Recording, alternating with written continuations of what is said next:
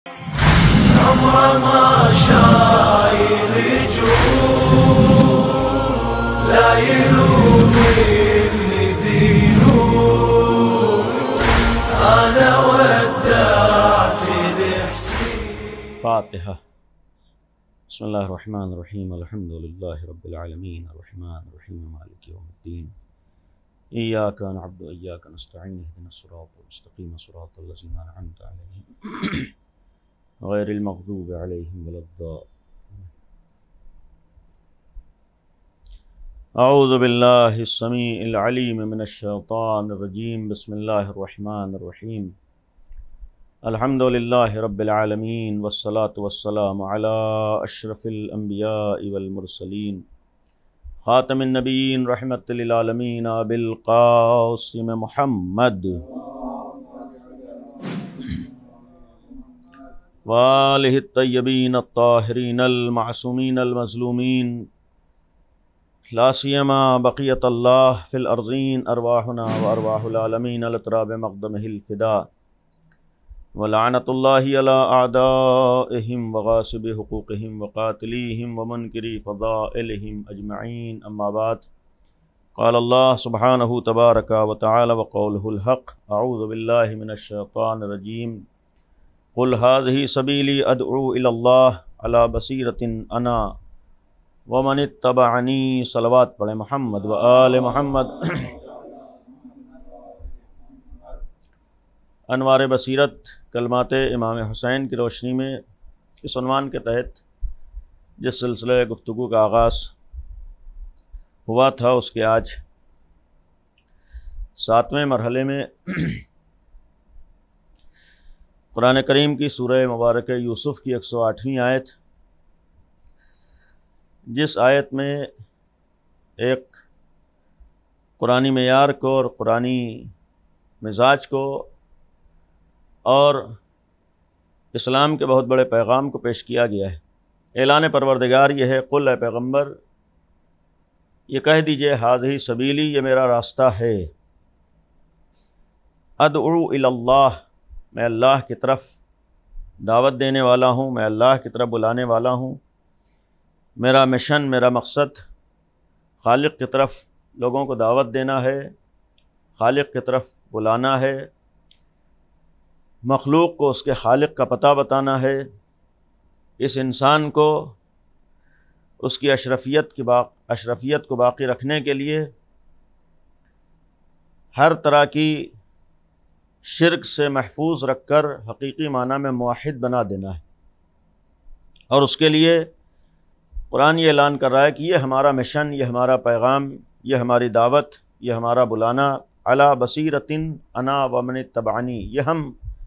بصیرت کے اوپر ہیں، یہ ہمارا یہ عمل بصیرت کے ساتھ ہے، اور صرف ہمارا ہی نہیں بلکہ من اتبعنی، جس طریقے سے میرا مشن بصیرت کے ساتھ ہے، میں بصیرت کے اوپر ہوں، میری دعوت بصیرت کے ساتھ ہے، اسی طریقے سے جو بھی میری اتباع کرنے والا ہے وہ بھی صاحب بصیرت بھی ہے، اس کا عمل بھی بصیرت والا ہے، وہ بصیرت کے راستے پر بھی ہے، اور وہ بصیرت کے ساتھ پیغام بھی دیتا ہے۔ اس کا ایک مفہوم یہ تھا کہ اگر پیغمبر نے اپنے لیے فرمایا ہے اور یہ فرمایا ہے کہ من اتبعنی، اس کا مطلب ہے کہ ان آیت کی روشنی میں یقین رہے کہ امیر المومنین کا مشن بھی بصیرت کے ذات، بصیرت کے ذریعے انسانوں کی بصیرت کو بیدار کرنا تھا اور اس انسان کو اس کے خالق تک پہنچانا تھا۔ اور اگر پیغمبر کا جملہ ہے تو صرف امیر المومنین ہی تک نہیں بلکہ امیر المومنین کے بعد بھی جو سلسلہ ہدایت ہے، جو سلسلہ عصمت ہے، سلسلہ امامت ہے، اس میں ہر امام اور ہر ہادی کا طریقہ یہی ہے کہ وہ بصیرت کے اوپر ہے، بصیرت کے ساتھ دعوت دیتا ہے، دنیا کو بصیرت کی طرف بلاتا ہے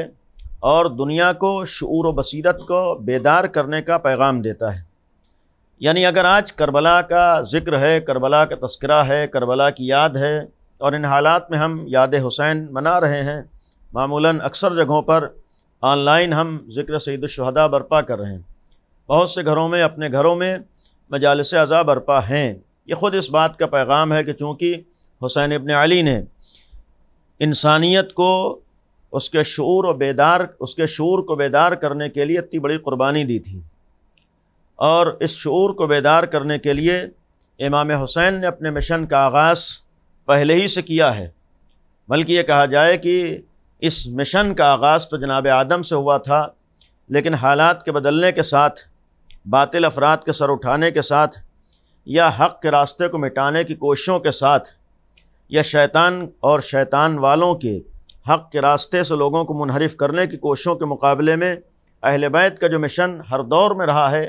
لیکن جیسا جیسا باطل نے سر اٹھایا ہے اسی اعتبار سے اہل بیت نے بھی اپنے فریضے کو انجام دیا ہے، اور یہ فریضہ اور یہ پیغام ہدایت اور یہ پیغام انسانیت بصیرت کے ساتھ تھا، اور بصیرت کی طرف دعوت دینا تھا۔ یعنی ایک طرف یہ پیغام تھا کہ دنیا کا ہر انسان اپنے شعور و بصیرت کو استعمال میں لائے اور شعور و بصیرت کے ذریعے سے آگاہی کے ساتھ علم حاصل کر کے، معلومات حاصل کر کے خود اپنے لیے راستہ طے کرے۔ یہ خود انسان کی ذمہ داری، اس لیے کہ قرآن کا مزاج اور اسلام کا پیغام یہ ہے کہ اس دین میں ہرگز زبردستی نہیں ہے، اس دین میں زور نہیں ہے، اس دین میں مجبور کرنا نہیں ہے، بلکہ اس دین کا یہی ایک معیار ہے، پیغام ہے کہ اللہ نے تمہیں جو شعور و بصیرت عطا کیا ہے، اللہ نے تمہیں جو سوچنے سمجھنے کی صلاحیت عطا کی ہے، اللہ نے تمہیں فکر اور عقل جیسی نعمت سے نوازا ہے۔ صرف آل محمد کا پیغام یہ تھا، نبی کا پیغام یہ تھا کہ اس نعمت کو استعمال میں لاؤ، اس نعمت کو بروئے کار لاؤ۔ اور پھر امام حسین کا کربلا سے پہلے ایک عظیم الشان خطبہ ارشاد فرمانا، یہ اس دور کے حالات کو نگاہوں میں رکھتے ہوئے ایک طرف حق کا پیغام بھی دینا تھا اور دوسری طرف باطل سے لوگوں کو آگاہ بھی کرنا تھا۔ یعنی اہل بیت علیہم الصلوۃ والسلام کے مشن میں یہ دونوں چیزیں ہر دور میں پائی گئیں، یعنی ایک طرف اہل بیت نے احقاق حق بھی کیا ہے اور دوسری طرف اہل بیت نے ابطال باطل بھی کیا ہے۔ یعنی کسی بھی انسان کے لیے شک و شبہ کی گنجائش اہل بیت نے نہیں چھوڑی ہے۔ یعنی کوئی انسان یہ نہیں کہہ سکتا ہے کہ ہم حق کو نہیں پہچان سکے، کوئی انسان یہ نہیں کہہ سکتا ہے کہ باطل سے ہم دھوکہ کھا گئے۔ آل محمد کا ایک کمال یہ تھا کہ انہوں نے ایک طرف حق کو بھی آشکار کیا تھا اور دوسری طرف باطل سے بھی آگاہ کیا تھا، اس لیے کہ قرآن کریم کا صاف صاف اعلان ہے، انا ہدیناہ السبیل اما شاکرا و اما کفورا، کہ ہم نے تمہارے سامنے سبیل ہدایت کر دیا ہے، یعنی ہم نے تمہارے سامنے حقائق کو پیش کر دیا ہے، ہم نے تمہارے سامنے غلط اور صحیح کو بیان کر دیا ہے، ہم نے تمہارے سامنے حق اور باطل کو آشکار کر دیا ہے۔ اب یہ تمہاری ذمہ داری ہے، اب یہ تمہاری عقل کا امتحان ہے، اب یہ تمہاری بصیرت کا امتحان ہے کہ تم اپنے عقل اور بصیرت کو استعمال کر کے حق کے راستے پر آتے ہو، یا اپنی بصیرت کو استعمال میں نہ لا کر، اپنی عقل کو استعمال نہ کر کے تم باطل کا شکار ہو جاتے ہو۔ اور اسی لیے میں نے عرض کیا تھا کہ اس خطبے میں جہاں پر امام حسین مکے جیسی اور عظیم الشان جگہ پر منا میں آنے کے بعد اس وقت حاجیوں کے درمیان، اس وقت عظیم شخصیات کے درمیان، اس وقت خواص کے درمیان، اصحاب پیغمبر کے درمیان، تابعین کے درمیان، عمائدین ملت کے درمیان اگر وہ خطبہ اہم خطبہ ارشاد فرمایا ہے، اس خطبے کا آغاز ہی فضائل مولائے متقیان سے تھا۔ میں نے عرض کیا تھا کہ امیر المومنین کے فضائل سے آغاز کرنے کا یا مولائے کائنات کی فضیلتیں بیان کرنے کا ایک سبب یہ بھی تھا کہ دنیا کی بصیرت کو، دنیا کو شعور کا پیغام دینے کے لیے یہ بھی پیغام تھا کہ آج دنیا میں انحراف کی وجہ یہ ہے کہ صحیح افراد کو چھوڑ کر غلط افراد کے دروازے پر انسان پہنچتا ہے۔ یعنی اگر علی ابن ابی طالب جیسا ایک بہترین کردار دنیا کے سامنے موجود تھا، اگر اس دنیا نے علی ابن ابی طالب کے در پہ سر جھکایا ہوتا یا علی ابن ابی طالب جیسے رہنما کی ہدایات پہ عمل کیا ہوتا، اگر علی ابن ابی طالب جیسے واضح اور آشکار فضیلتوں کے حامل انسان نے اپنا رہنما اور رہبر مانا ہوتا تو یہ انسانیت نقصانات کا شکار نہ ہوتی۔ انسانیت اگر پستیوں میں گئی ہے، انسانیت اگر ظلم و ستم کا شکار ہو رہی ہے، بلکہ یہ کہا جائے کہ اگر انسانیت کے سامنے یزید جیسے ظالم و جابر بھی سر اٹھا رہے ہیں، اگر حاکم شام جیسے افراد ظلم و بربریت کر رہے ہیں، تو اس کا ایک سبب یہ بھی ہوتا ہے کہ انسان صحیح طور پر حق کو یا پہچان نہیں پاتا ہے یا پہچاننے کے باوجود بھی حق سے وابستہ نہیں ہو پاتا ہے۔ اس لیے کہ اس دور میں ایسا نہیں تھا کہ اس مجمع میں امام علی کو پہچاننے والے موجود نہیں تھے۔ امام علی کے فضائل کو بیان کر کے اس مجمع سے اعتراف لینے کا ایک مقصد یہ بھی تھا، ایک پیغام یہ بھی تھا کہ صرف پہچان لینا کافی نہیں ہے، صرف جان جانا کافی نہیں ہے، صرف علم حاصل کر لینا کافی نہیں ہے، کبھی کبھی انسان حقائق کو جاننے کے بعد بھی، حقائق کا علم رکھنے کے باوجود باطل کی طرف چلا جاتا ہے۔ کبھی کبھی انسان کو ساری چیزوں کا علم بھی ہوتا ہے، لیکن اس علم کے باوجود کبھی ذاتیات نگاہوں کے سامنے آ جاتے ہیں، کبھی ذاتی مفاد نگاہوں کے سامنے آ جاتے ہیں، کبھی باطل کا خوف نگاہوں کے سامنے ہوتا ہے، کبھی دنیا نگاہوں کے سامنے ہوتی ہے، اور کبھی اپنے شعور و بصیرت کو صحیح طور پر استعمال نہ کرنا سبب بنتا ہے کہ انسان سب کچھ جاننے کے بعد بھی حق کو چھوڑ کر باطل کے پیچھے جاتا ہے۔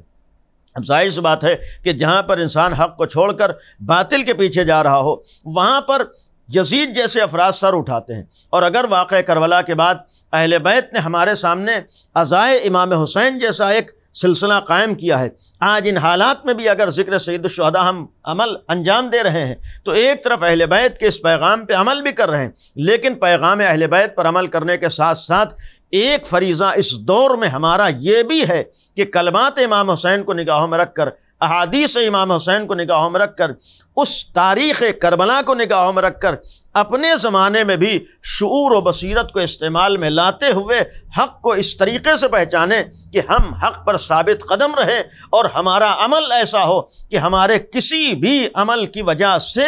باطل کو سہارا نہ مل رہا ہو۔ اس لیے کہ کبھی کبھی ان کلمات کا ایک مفہوم یہ بھی تھا کہ کبھی کبھی باطل کو ان افراد کے سے سہارا بھی مل جاتا ہے جو بظاہر باطل کے ساتھ تو نہیں ہوتے ہیں، لیکن بعض کام ایسے ہوتے ہیں جس کو باطل اپنے لیے استعمال کر لیتا ہے۔ اور اسی لیے امام حسین نے جہاں پر مولا کائنات کے فضائل بیان کیے، اس کے بعد کا جو سلسلہ امام حسین نے بیان کیا ہے، میں نے ابتدا میں عرض کیا تھا کہ یہ خطبہ مکمل ایک مفصل خطبہ ہے، لیکن بعض جگہوں پر الگ الگ بیان ہوا ہے۔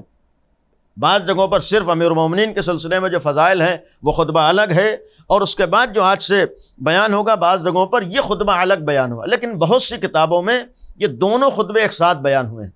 اور جن لوگوں نے الگ بیان کیا ان کی صرف دلیل یہ ہے کہ چونکہ دونوں کا موضوع الگ ہے لہٰذا یہ الگ الگ خطبے بیان ہوئے، لیکن بہت سے علماء نے کہا کہ نہیں، یہی مینا میں امام حسین یہ دونوں خطبات ارشاد فرمائے۔ اس کا سبب یہ تھا کہ اس وقت علماء کو جمع کیا ہے، عمائدین ملت کو جمع کیا ہے، خواص کو جمع کیا ہے، شخصیات کو جمع کیا ہے، اصحاب اور تابعین کو جمع کیا ہے۔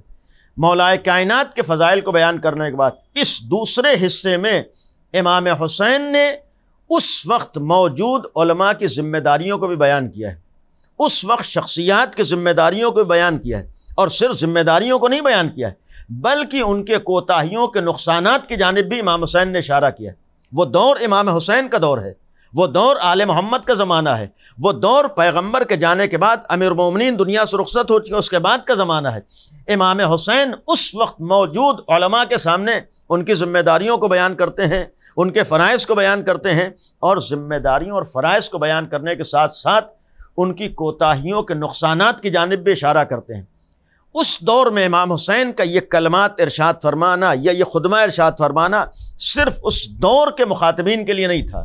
صرف اس دور کے افراد کے لیے نہیں تھا، صرف اس زمانے کے خواص کے لیے نہیں تھا، بلکہ ہمیں یقین کرنا پڑے گا کہ کم از کم اگر آج انہی امام حسین کا ذکر ہے، انہی امام حسین کا تذکرہ ہے، تو وہ پیغام جو امام حسین نے میدان منی میں دیا تھا وہ پیغام ہر دور کے افراد کے لیے بھی ہے۔ اگر اس دور کے خواص کو امام حسین نے مخاطب بنایا ہے اور ان کی ذمہ داریوں کو بیان کیا ہے تو یہ ذمہ داریاں خالی اس زمانے کے افراد کے لیے نہیں تھیں بلکہ ہر دور کے افراد کے لیے تھیں، اور ان خواص کی ذمہ داریوں کو بیان کر کے امام حسین نے ایک پیغام یہ بھی دیا تھا کہ اگر خواص اپنی ذمہ داریوں پر عمل کر لے جائے تب آسان نہیں ہوتا ہے کہ باطل آسانی سے سر اٹھا سکے،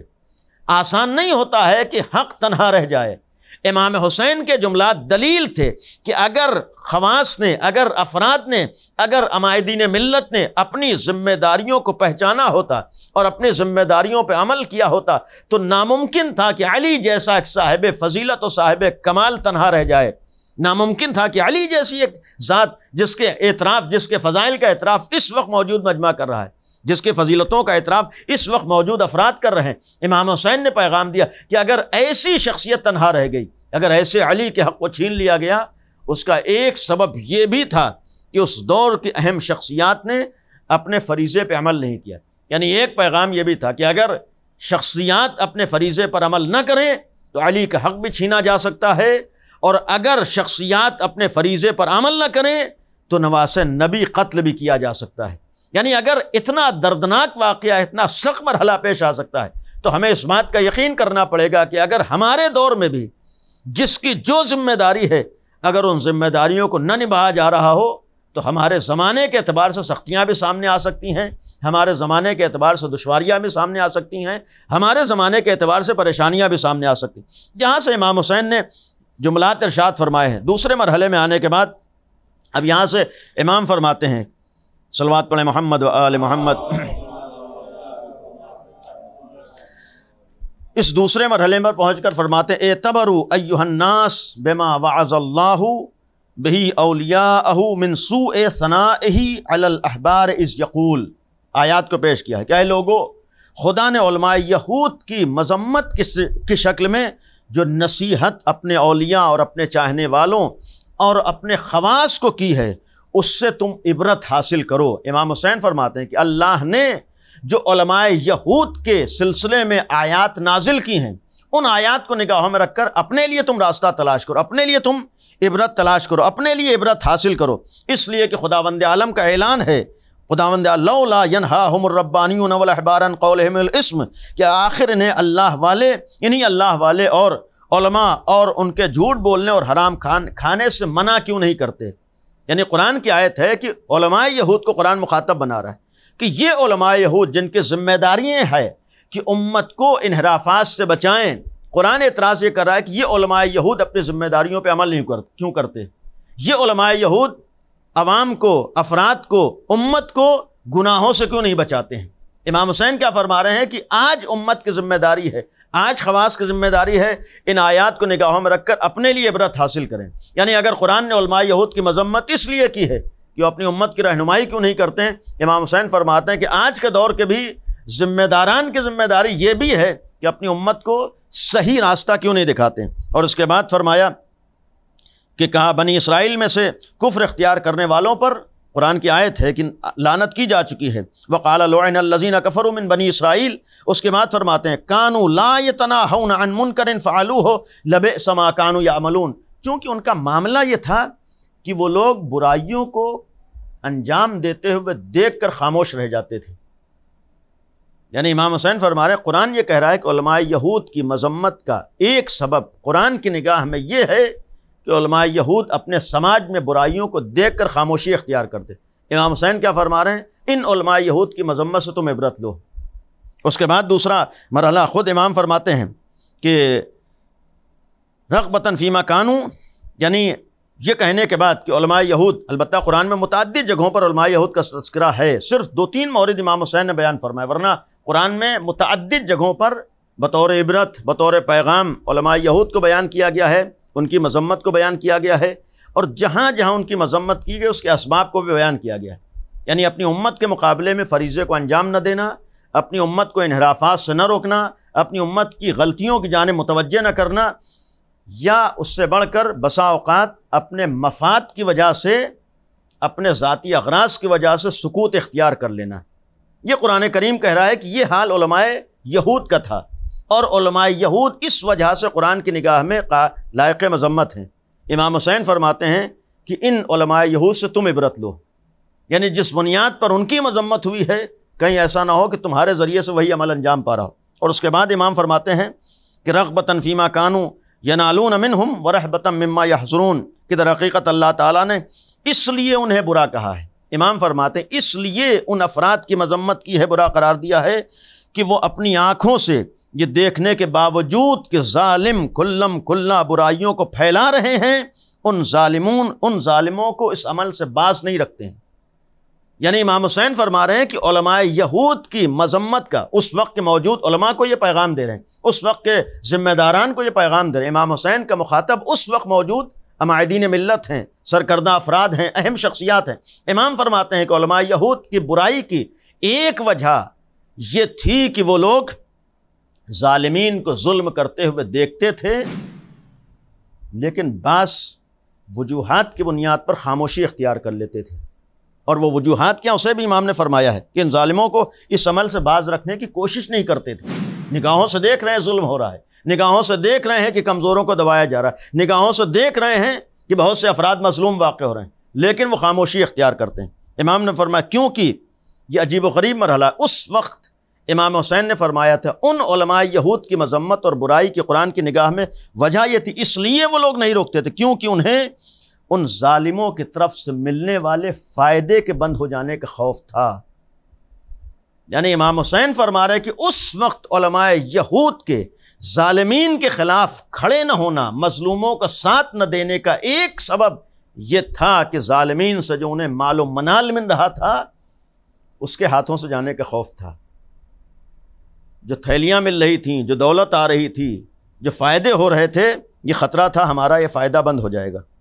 کیونکہ انہیں ان ظالموں کی طرف سے ملنے والے مال و متاع سے دلچسپی تھی اور ان کی طرف سے پہنچنے والی سختیوں کا خطرہ تھا کہ بولیں گے تو ہو سکتا ہے ہم بھی زد میں آ جائیں، بولیں گے تو ہو سکتا ہے ہمارے اوپر بھی ہم بھی زد میں آ جائیں، بولیں گے تو ہو سکتا ہے ہم بھی پریشانیوں کا شکار ہو جائیں۔ یعنی اپنے کو بچانے کے لیے امت کو قربان کرنے پر تیار رہتے تھے۔ یہ قرآن کریم کہہ رہا ہے علماء یہود کو، جس کو امام حسین پیش کریں، فرماتے ہیں جبکہ واللہ یقول، جبکہ قرآن کریم کا اعلان ہے فلا تخشوا الناس واخشون، تم ہرگز لوگوں سے نہ ڈرو، تم اپنے زمانے کے ظالمین سے خوف زدہ نہ ہو، اگر ڈرنا ہے تو اللہ سے ڈرو۔ امام حسین نے فرمایا جبکہ اس دور میں بہت سے سرکردہ افراد اس لیے سکوت اختیار کر لیتے تھے ظالمین کے مقابلے میں کہ انہیں یا تو اپنے مفاد کی فکر ہوتی تھی، یا تو اپنے فائدے کی فکر ہوتی تھی، یا تو ظالمین سے خوف ہوتا تھا۔ امام حسین کیا فرما رہے ہیں؟ جبکہ قرآن کریم کا صاف صاف اعلان ہے کہ اگر ڈرنا ہے تو ہم سے ڈرو، قرآن کہہ رہا ہے اگر ڈرنا ہے تو خدا سے ڈرو، اگر تمہارے دل میں خوف خدا رہے گا تو بڑی سے بڑی طاقت تمہارا کوئی نقصان نہیں پہنچا سکتی، لیکن اگر خدا سے نہ ڈر کر تم دنیا سے ڈر رہے ہوگے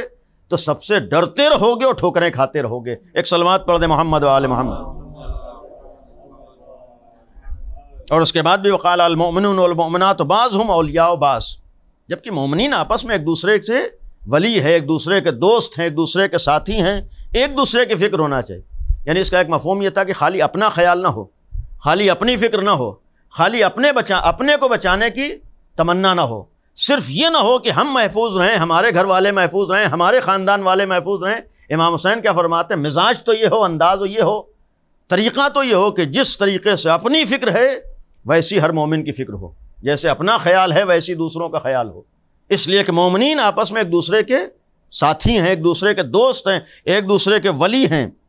اور پھر یامرون بالمعروف وینہون عن المنکر، ان کی آپس میں ذمہ داری ہے کہ ایک دوسرے کو برائیوں سے روکیں اور ایک دوسرے کو امر بالمعروف کریں۔ فبدا اللہ بالامر بالمعروف والنہی عن المنکر فریضۃ منہ، اللہ نے اس فریضے کو ہر ایک کی ذمہ داری بتائی، یعنی امر بالمعروف کرنا ہر ایک کا فریضہ ہے،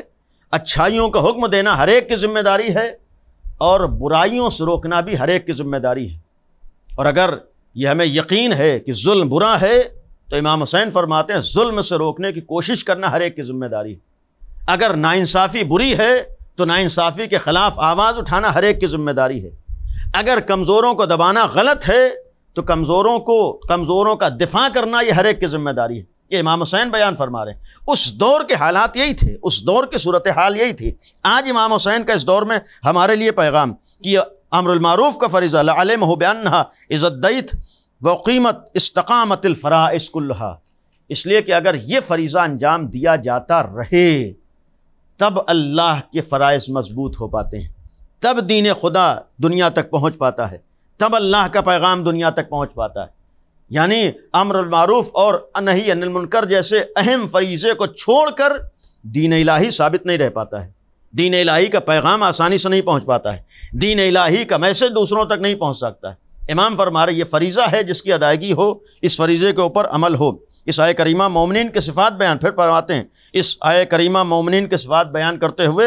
خداوند عالم نے امر المعروف اور نہی عن المنکر سے آغاز کیا اور اسے اپنی طرف سے واجب قرار دیا، کیونکہ پروردگار جانتا ہے کہ امر المعروف اور نہی عن المنکر انجام پائے اور معاشرے میں برقرار رکھا جائے تو تمام واجبات خواہ وہ آسان ہو یا مشکل خود بخود انجام پاتے ہیں۔ یعنی اس کا مطلب ہے کہ اس فریضے کا تعلق دوسرے بھی اعمال سے ہے، اور اس کی وجہ یہ ہے کہ امر معروف اور نہی عن المنکر کا مطلب یہ ہے کہ لوگوں کو اسلام کی دعوت دی جائے اور ساتھ ہی مظلوموں کو ان کے حقوق لوٹائے جائیں۔ ظالموں کی مخالفت کی جائے، عوامی دولت اور مال غنیمت عادلانہ نظام کے تحت لوگوں میں تقسیم ہو، اور صدقات، زکوٰۃ، دوسروں کے سہارا دینے، واجبات اور مستحبات، مالیات یہ صحیح مقامات سے وصول کر کے حقداروں پر تک پہنچائے جائیں۔ یہ امام حسین کے جملات یہ اس دور میں۔ اور اگر فرمایا کہ امر معروف سب سے بڑا فریضہ ہے، تو ایک فریضہ اگر کربلا کے واقعات کی روشنی میں، امام حسین کی قربانی کی روشنی میں توحید جیسے پیغام کو پہنچانا ہے، تو اتنا یقین ہے کہ توحید کے مقابلے میں جو چیز ہے وہ ہے شرک۔ اور ظلم اگر برا ہے تو ظلم کا مطلب صرف کسی پر تماچا مار دینا نہیں ہے، ظلم کسی کا مال چھین لینا نہیں ہے، ظلم کسی کمزور کو دبا لینا نہیں ہے، بلکہ قرآن کی ایک آیت ہمارے سامنے ہے، اور یہ قرآن کا پیغام رہتی دنیا تک ہے۔ قرآن نے کہا کہ اگر ظلم برا ہے اور انسانیت کی پہچان ہے کہ ظلم کے خلاف آواز اٹھائے اور مظلوم کا ساتھ دے، مظلوم کا سہارا بنے، تو قرآن نے کہا کہ ان الشرک لظلم عظیم، اللہ کی نگاہ میں، تمہارے خالق کی نگاہ میں سب سے بڑا اگر کوئی ظلم ہے وہ شرک ہے۔ ان الشرک لظلم عظیم، اس کا ایک مفہوم یہ تھا کہ حسینیت اور دین نے، اسلام نے، پیغمبر اکرم نے، امیر المومنین نے اگر توحید کا پیغام دیا ہے تو اس توحید سے وابستہ یا ولایت سے وابستہ یا علی کا ماننے والا یا حسین کا ماننے والا ہو سکتا ہے ہر چیز سے سمجھوتا کر لے، لیکن شرک سے سمجھوتا نہیں کر سکتا، اس لیے کہ خدا کے مقابلے پر کسی چیز سے معمولی سے حتیٰ مفاد کی بات آئے، حتیٰ اپنے فائدے کی بات آئے، ہو سکتا ہے خوف کی بات آئے۔ یہ قرآن کی آیت دلیل ہے کہ اگر اللہ کی عظمت نگاہوں میں ہے تو ایک اللہ کا ماننے والا ہرگز شرک سے سمجھوتا نہیں کر سکتا ہے۔ اس لیے کہ ہمارے سامنے جو کربلا سے پہلے نمونے ہیں، کل میں نے اشارتاً عرض کیا تھا، انہی نمونوں میں اگر امام حسین نے اپنے دور کے علماء کو مخاطب بنایا ہے، کل یہاں پر بات ختم کی تھی، اس دور میں ایسے ایسے صاحبان علم بھی تھے، انہی صاحبان علم کی کوتاہیوں اور غلطیوں کا نتیجہ بھی معصومین کی شہادت کی شکل میں سامنے آیا ہے۔ اگر تاریخ اسلام اٹھا کر دیکھیں، بہت سے ایسے بظاہر مفتیان اسلام تھے، علماء اسلام تھے، جنہوں نے خاندان نبوت و رسالت کے قتل کے فتوے دیے تھے۔ آپ کے سامنے تاریخ ہے، امام حسین اگر مخاطب بنا کر یہ پیغام دے رہے تھے، اس کا مطلب یہ تھا کہ اسی طرح کے خواص کی کوتاہیوں کا نتیجہ کبھی کبھی معصومین کی شہادت کی شکل میں بھی سامنے آتا ہے۔ ان میں سے ایک نمونہ ابو موسیٰ اشعری جیسے بظاہر مقدس افراد ہیں، اور ابو موسیٰ اشعری ان افراد میں ہیں کہ جو پیغمبر کے ساتھ بھی ہیں، امیر المومنین کے ساتھ بھی ہیں، اور مولائے کائنات کے زمانے میں بھی جنہیں عہدہ اور منصب ملا ہے۔ امیر المومنین نے جنہیں پہلے شروع میں حاکم کوفہ بنایا ہے، کوفے کی حکومت دی ہے، لیکن جس وقت دنیا نگاہوں میں آ جائے یا یہ کہا جائے کہ جہاں پر صرف علم ہو بصیرت نہ ہو، اس لیے کہ خود ابو موسیٰ اشعری ہمارے سامنے بہت بڑا نمونہ ہے کہ انسان کو علم نجات نہیں دیتا ہے، صرف علم صحیح راستے پر نہیں لاتا ہے، صرف علم محفوظ نہیں رکھتا جب تک علم کے ساتھ بصیرت نہ ہو۔ ابو موسیٰ اشعری کی خطا یہ تھی، ابو موسیٰ اشعری جیسے افراد کا معاملہ یہ تھا کہ یہ صاحب علم تو تھے لیکن صاحب بصیرت نہیں تھے، جس کا نتیجہ یہ ہوا کہ یہی وہ افراد ہیں جو امیر المومنین کے، حتیٰ امام علی کے خلافت کے دور میں بھی امیر المومنین کے خلاف ہوئے ہیں۔ مولا کائنات نے جس وقت خط لکھا ہے کہ کوفے سے لوگوں کو آمادہ کر کے بھیجو، تو وہیں پر سامنے آ گیا کہ نہیں، اس موقع پر ہمارا فریضہ یہ ہے کہ ہم خاموشی اختیار کر لیں، اس موقع پر ہماری ذمہ داری یہ ہے کہ ہم چپ بیٹھ جائیں، ہمارا کام یہ ہے کہ نہ تو ہم علی کا ساتھ دیں نہ علی کے مقابلے پر آنے والوں۔ یعنی اس فکر کے افراد اس دور میں بھی تھے، نہ تو ہمیں علی کا ساتھ دینا ہے اور نہ علی کے مقابلے پر۔ لیکن اس دور کے بعد بھی یہ بھی امیر المومنین کا کردار تھا، جب اس طرح کی خطائیں بھی کی ہیں اور امیر المومنین کی بارگاہ میں آ کر اپنی خطاؤں کا اعتراف کیا، امیر المومنین نے معاف بھی کیا ہے۔ اور یہاں تک نوبت آتی ہے، بس آخری بات ہے، یہاں تک نوبت آتی ہے کہ جنگ صفین میں بھی یہ امام علی کے ساتھ ہیں، لیکن امیر المومنین جانتے تھے جب حکمیت کا مرحلہ آیا ہے تو خوارج کا اصرار اس بات کے اوپر تھا کہ ابو موسیٰ اشعری جیسا ایک مقدس انسان موجود ہے، لہذا امیر المومنین کی طرف سے ابو موسیٰ اشعری کو نمائندہ بنا کر بھیجا جائے۔ امام علی جانتے تھے، امیر المومنین کو علم تھا، امام علی مخالف تھے، لیکن لوگوں کے اصرار پر، خوارج کے زور دینے کے اوپر امیر المومنین نے اتمام حجت کرتے ہوئے ابو موسیٰ اشعری کو اپنی جانب سے نمائندہ بنا دیا، راضی ہو گئے ان افراد کے زور دینے کو، لیکن نتیجہ کیا ہوا؟ عمرو عاص جیسے افراد سے اپنے علم کے باوجود دھوکہ کھا گئے، اور نتیجہ کیا ہوا؟ امام علی کی طرف سے نمائندے بن کر گئے تھے، لیکن یہی نمائندہ سبب بنا امیر المومنین کے ہاتھوں سے خلافت جانے کا۔ یعنی یہ واقعاً قابل غور ہے، امیر المومنین کے ہاتھوں سے خلافت جانے کا، حکمیت کا ایک فیصلہ ایسے افراد کی نادانی کی بنیاد پر، عدم بصیرت کی بنیاد پر۔ اس کا مطلب یہ تھا کہ صرف تقدس، صرف ظاہری مذہب، صرف ظاہری حلیہ انسان کو نجات نہیں دیتا ہے۔ اور امام حسین کا اس دور میں یہ پیغام تھا کہ اگر ان خواص کی ذمہ داری ہے تو عوام کی ایک ذمہ داری ہے کہ خواص کو صحیح طور پر پہچان سکیں، اور اگر نہ پہچان پائیں تو پھر کربلا جیسے واقعے کو اپنی نگاہوں سے دیکھنے کے لیے تیار رہیں۔ اس لیے کہ اس دور میں جو کربلا جیسا واقعہ رونما ہو گیا وہ تاریخ انسانی کا ایسا بدترین واقعہ ہے جس کی نظیر تاریخ انسانی میں موجود نہیں ہے۔ اس لیے کہ ظلم کی انتہا کربلا میں ہے، مصائب کی انتہا کربلا میں ہے، اور پھر یہ بھی ایک المیہ عالم اسلام کے ساتھ ہے کہ اس انتہائی ظلم کو انجام دینے والا کوئی اور نہیں ہے بلکہ وہ افراد ہے جو شان سے کلمہ شہادتین اپنی زبانوں پر جاری کرتے ہیں۔ یعنی اگر شعور و بصیرت نہ ہو تو زبانوں سے کلمہ شہادتین جاری کرنے کے بعد بھی انسان بدترین ظلم انجام دے دیتا ہے۔ اور اس ظلم کا ایک نمونہ کربلا میں، جہاں پر بہت سے مصائب تھے، ایک مصیبت کربلا میں پیاس کی شکل میں بھی تھی، اس لیے کہ 7ویں محرم وہ تاریخ ہے کہ جس تاریخ سے کربلا میں پیاس کا آغاز ہو گیا ہے۔ ہم آہستہ آہستہ عاشورہ حسینی سے نزدیک ہو رہے ہیں۔ عاشورہ حسینی کا معاملہ یہ ہے، خود 8ویں امام کی ایک حدیث ہے کہ میرے بابا امام کاظم علیہ السلام محرم کا چاند نمودار ہوتے ہی غمزدہ ہو جاتے تھے، بے چین ہو جاتے تھے، لیکن فرماتے ہیں کہ جیسا جیسا عاشور کا دن نزدیک آتا تھا بابا کی بے چینی بڑھتی جاتی تھی، بابا کی کیفیت تبدیل ہوتی جاتی تھے۔ یہ خود امام حسین فرما رہے، امام کاظم رضا فرما رہے ہیں کہ جس کا مطلب ہے کہ ہر امام کی کیفیت عاشور کا دن نزدیک آ رہا ہے بے چین ہو۔ کیوں؟ اس لیے کہ آج اگر ہم نے مصائب کربلا کو سنا ہے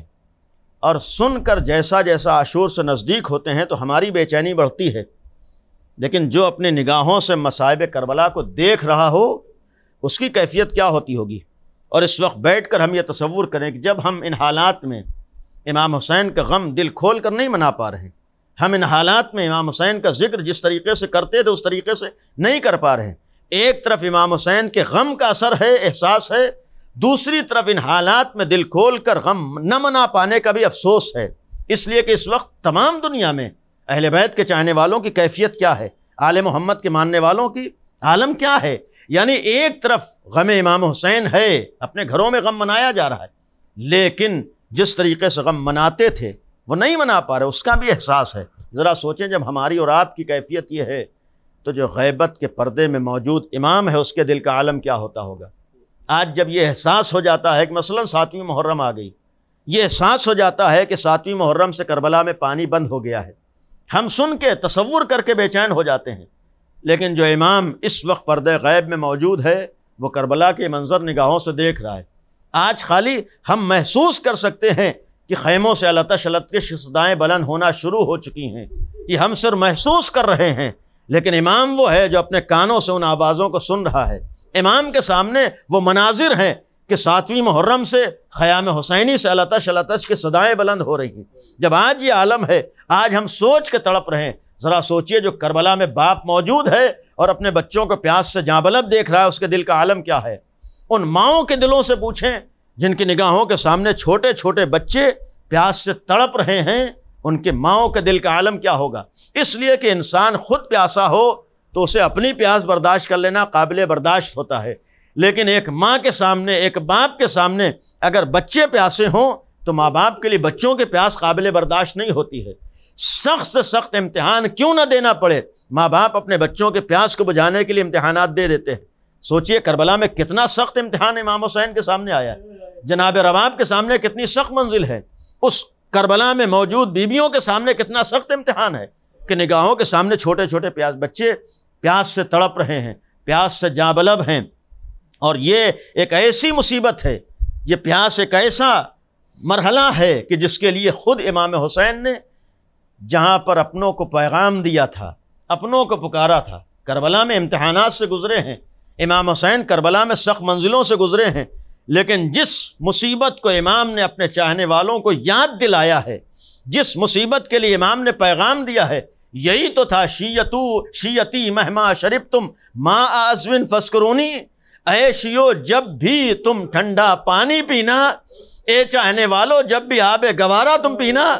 تو میری پیاس کو یاد کر لینا، اس لیے کہ کربلا میں تمہارا امام 3 دن کا پیاسا شہید کر دیا گیا، اس لیے کہ کربلا میں حسین پیاسے ذبح کر دیے گئے، اور صرف حسین پیاسے نہیں تھے بلکہ حسین کے ساتھ ساتھ علی اکبر بھی پیاسے تھے، حسین کے ساتھ ساتھ علی اصغر بھی پیاسے تھے، حسین کے ساتھ ساتھ 4 برس کی بچی بھی پیاسی تھی۔ حسین کے دل سے پوچھو ان بچوں کے پیاس کو دیکھ کے کیفیت کیا ہوتی ہوگی۔ عزادارو، یہ امتحان شروع ہوا ہے 7ویں محرم سے کربلا کے میدان میں، لیکن ایک تذکرہ آج ہمارے سامنے 7ویں محرم کو ہوتا ہے، وہ تذکرہ ہے یتیم حسن قاسم کا۔ کربلا میں جہاں بہت سخت منزلیں تھیں، بہت بڑے امتحانات سے امام حسین گزرے ہیں، ایک امتحان آقا حسین نے یہ بھی دیا ہے کہ اپنی نگاہوں کے سامنے اپنے بھائی کی نشانی قاسم کو خدا حافظ کہا ہے، اور جانے والے جناب قاسم چونکہ یتیم تھے، باپ موجود نہیں ہے، سر پہ یتیمی ہے، لہٰذا رخصت کرتے وقت امام کا ایک سلوک یتیم حسن کے ساتھ یہ بھی نظر آیا کہ جس شہید کو خدا حافظ کہا ہے، امام گلے لگا کر اتنا نہیں روئے ہیں کہ غشی طاری ہو گئی ہو، لیکن جس وقت قاسم کو خدا حافظ کہا ہے امام نے گلے سے لگایا ہے، اور بھتیجے کو گلے سے لگا کر اتنا روئے ہیں کہ روایت کہتی غشی علیہ، امام پر غشی طاری ہو گئی، امام بے ہوش ہو گئے ہیں، اور یہ کیفیت ہے۔ اور جس وقت غش سے فاقہ ہوا، اپنے بیٹے سے کہا ہے، اپنے بھتیجے سے کہا میرے لال جاؤ خدا حافظ، جناب قاسم نکلے ہیں، جناب قاسم رخصت ہوئے ہیں، میدان میں آئے، ایک وقت وہ بھی آیا کہ گھوڑے سے زمین پہ آتے ہیں، گھوڑے سے زمین پہ آنے کے بعد آواز دیتے ہیں یا اماں ہو ادرکنی، اے چچا جان میری مدد کو آئیے، اے چچا جان میری مدد کو پہنچیے۔ امام حسین مقتل کی طرف روانہ ہوتے ہیں، امام نے کیا منظر دیکھا؟ جیسی نزدیک پہنچے امام نے منظر یہ دیکھا کہ ظالم جناب قاسم کے سرہانے بیٹھا ہے اور چاہتا ہے کہ زندگی ہی میں بھتیجے کا سر جدا کر دے۔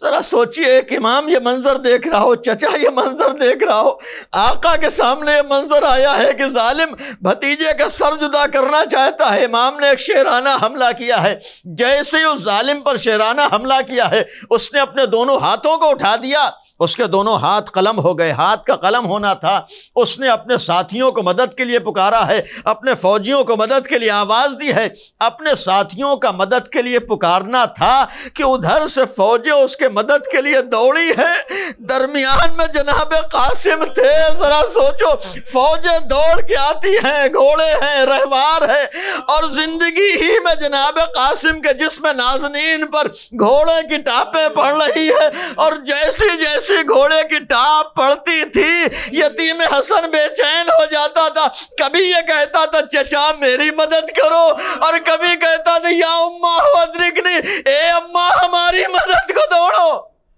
امام پہنچے ہیں، اور پھر یہ جملہ بھی امام نے کہا ہے، اے میرے لال قاسم تمہارے چچا کے لیے شاق ہے، اس لیے کہ تم نے چچا کو مدد کے لیے پکارا، لیکن تمہارا چچا تمہاری مدد کے لیے جب آیا ہے تو اس وقت آیا ہے کہ تمہارا لاشا پامال ہو چکا تھا۔ اے میرے لال قاسم، یہ تمہارے چچا کے لیے بہت شاق ہے کہ تمہارا چچا اپنی نگاہوں سے یہ منظر دیکھے کہ اس کی نگاہوں کے سامنے بھتیجا پامال سم اسپا ہو جائے۔ امام پہنچے ہیں، جناب قاسم کہ روح قفس عنصری سے پرواز کرتی ہے، دنیا سے رخصت ہوئے۔ امام حسین علیہ السلام نے جناب قاسم کو اٹھایا ہے، اور یہ بھی امام حسین کا ایک عجیب و غریب عمل ہے، ایک کرم ہے جو دنیا کے سامنے کربلا کے میدان میں آیا ہے کہ امام کوئی بھی شہید گرتا تھا خود بنفس نفیس شہید کے سرانے پہنچتے تھے، اور جبکہ روایات میں ایک جملہ ہے کہ جناب قاسم اس وقت شہید ہوئے ہیں کہ جناب عباس بھی موجود ہیں،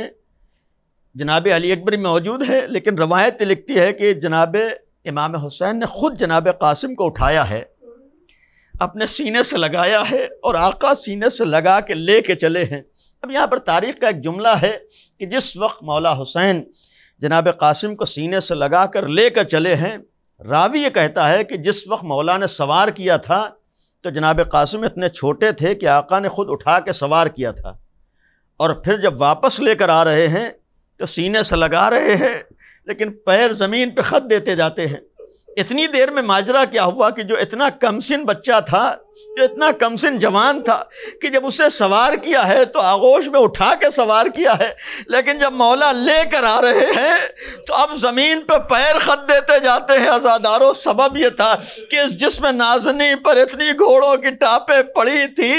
کہ جسم اربن اربا یعنی ٹکڑے ٹکڑے ہو چکا تھا۔ اس عالم میں امام جناب قاسم کے لاشے کو لے کر آئے ہیں، بس ختم کیا۔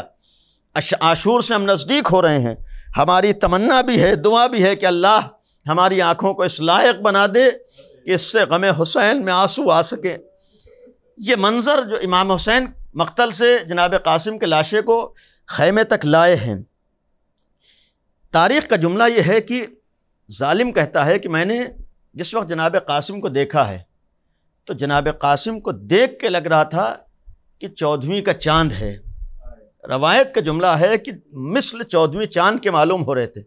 ذرا سوچئے، جو ظالمین کی نگاہ میں، دشمن کی نگاہ میں 14ویں کا چاند ہو، وہ اس بیوہ ماں کی نگاہ میں کتنا حسین رہا ہوگا۔ اور وہ بیوہ ماں جو جناب قاسم کے کمسنی میں بیوہ ہو گئی، امام حسن کی شہادت کے بعد جناب قاسم نے یہی تو سوچا ہوگا، صحیح ہے میرا والی و وارث رخصت ہو گیا، صحیح ہے امام حسن چلے گئے لیکن میرا لال موجود ہے، میرا بیٹا موجود ہے۔ یہی تو سوچا ہوگا، جب میرا لال جوان ہو جائے گا تو میری زندگی کا سہارا بنے گا، جب میرا لال جوان ہو جائے گا تو میری بیوگی کا سہارا بنے گا۔ ذرا سوچو، جس ماں نے یہ سوچ کے پالا ہو کہ جب میرا لال قاسم جوان ہو جائے گا تو میری زندگی کا سہارا بن جائے گا، میں تنہا نہیں رہوں گی، میرا والی و وارث جا چکا ہے۔ ہائے کتنی قیامت کی گھڑی اس ام فروا کے لیے رہی ہوگی جب لاش قاسم مقتل سے خیمے میں آیا ہوگا، ساری بیویاں آئی ہوں گی، ہائے ام فروا نے کیسے یہ منظر دیکھا ہوگا۔ بس دل یہی کہتا ہے، ایک دفعہ تڑپ کے اپنے کو لاش قاسم پہ گرایا ہوگا اور یہی جملہ کہا ہوگا، آقا امتحان تو بہت بڑا ہے لیکن اے مولا آپ کے لیے میں ہر امتحان دینے کے لیے تیار ہوں، اے آقا میں آپ کے لیے ہر قربانی دینے کے لیے تیار ہوں، مولا فروا سے اس قربانی کو قبول فرما لو۔ الا لعنت اللہ علی القوم الظالمین، سیعلم الذین ظلموا ای منقلب ینقلبون۔ خدایا ہماری اس عبادت کو قبول فرما۔ پروردگارا، ان ایام کا واسطہ ہے، عزائے سید الشہداء کا واسطہ ہے، ان ایام میں تمام شرائط کے ساتھ، ان حالات میں بھی پروردگارہ حسین ابن علی کا واسطہ ہے، مومنین کو عزائے حسین برپا کرنے کی توفیق اور موقع فراہم فرما۔ معبود، جو ہمارے سامنے دنیا میں دشواریاں پریشانیاں موجود ہیں، ان دشواریوں کو دور فرما۔ خدایا اس کرونا کی وجہ سے، اس وبا کی وجہ سے مومنین عزائے حسین اس طریقے سے نہیں برپا کریں، اسی عزائے حسین کا واسطہ ہے دنیا کو کرونا سے نجات عطا فرما۔ معبود، آل محمد کا واسطہ ہے دنیا سے ظلم و ظالمین کا خاتمہ فرما۔ معبود، آل محمد کا واسطہ ہم سب کو اپنے شعور و بصیرت کو سامنے رکھتے ہوئے اپنے وظائف پر عمل کرنے کی توفیق عنایت فرما۔ خدایا آل محمد کا واسطہ ہے دنیا میں امن و امان قائم فرما۔ خدایا عظمت اہل بیت کا واسطہ ہے امام زمانہ کے ظہور میں تعجیل فرما۔ خدایا ہم سب کو امام کے ناصروں میں شمار فرما۔ وآخر دعوانا ان الحمد للہ رب العالمین۔